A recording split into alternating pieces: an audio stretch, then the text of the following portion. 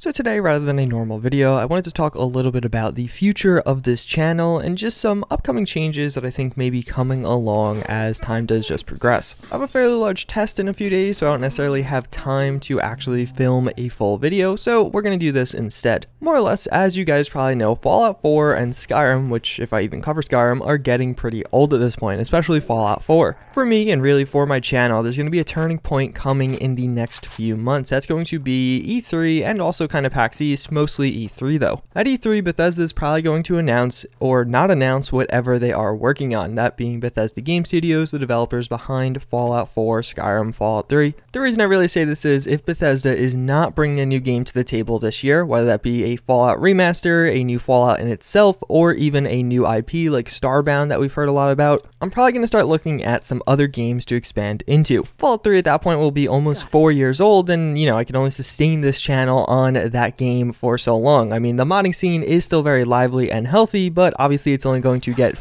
more and more sparse as time goes on. That's not to say I'm going to stop covering Fallout 4. I will continue covering Fallout 4, especially some of those big overhauls that are a work in progress. What I'm really trying to say with this is, invariably at E3, a new game will be announced that will be very exciting. I personally think Cyberpunk 2033 is going to be coming this year. Or if not this year, definitely early next year, which is really exciting. If you guys don't know, that's going to be the next game from the developers behind The Witcher 3 and all the other Witchers, CD Projekt Red. And the reason I'm excited for this is it's a cyberpunk theme. I don't really care for that all that much, but I think they're going to be looking at modding in that game. The reason for that is Fallout 4 and The Witcher 3 were looked at as pretty parallel. They came out around similar times and had similar genres. The Witcher 3 devs specifically commended Bethesda for that release, so I think they may be looking at modding as a potential option for their game, or like true mod support. Even though mods exist, I think it's made Bethesda a lot of money, and I imagine some of these other developers want to get into that, and I would like to support a game of that nature. Again, I'm still going to cover Fallout 4, it's just I will probably begin to transition into some other relevant content also if no new Fallout is coming, because obviously there's only going to be sparser and sparser content for Fallout 4. I also do want to get more into Skyrim. The reason you haven't seen more Skyrim content is it's kind of an upward battle for me. I don't have a huge Skyrim audience on this channel, so whenever I post a Skyrim video, it will automatically do worse than a Fallout video. For that reason, I kind of have to keep that in mind as I go forward, so I preferably would rather make a Skyrim video that's very high quality and will generalize to more people. Either way, that's pretty much the point of this video. Going forward, if no new Fallout is announced or no new Bethesda Game Studios game, I probably will start looking at other games. Some creators wouldn't mention this to the audience, but it's just something that's been on my mind and I wanted to share it. I am actually going to PAX East and I may be going to E3. I'm still on the fence about that one, so maybe I'll even get to experience those games if they are announced at either of those. I would say probably more likely to be E3